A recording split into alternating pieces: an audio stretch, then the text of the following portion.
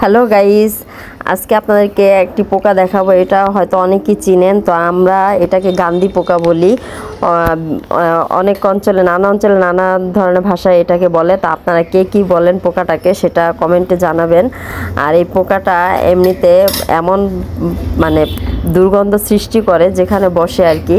তো একবার আমার মুখে বসেছিল, সেখানে দুর্গন্ধ সৃষ্টি করছে। আর সেই জায়গাটা মানে ছিলে গেছে বা মানে একটু পুড়ে গেলে যেমন না সেই রকম হয়ে গেছে, কালো কালো দাগ হয়ে গিয়েছিল।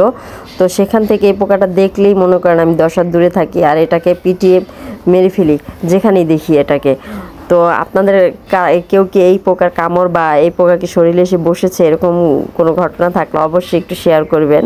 তো এই পোকাটা খুবই বাজে ধরনের গন্ধ, আমার কাছে খুবই বিরক্তি লাগে। পোকাটা বেশিরভাগ সিম গাছে থাকে। এই পোকাটা আমি দেখেছি আমাদের গ্রামে সিম গাছে বেশি থাকতো। তো এখন এই পোকাটাকে দেখে আমি একটু ভিডিও করলাম আপনাদের সাথে শেয়ার করার জন্য। আর যারা লাইক কমেন্ট নিয়মিত ভিডিও দেখে করেন না, তারা দয়া করে একটু লাইক কমেন্ট ফলো দিবেন অবশ্যই। সবাই পাশে থাকবেন, আশা করি পাশে থাকলে আমিও আপনাদের পাশে থাকব।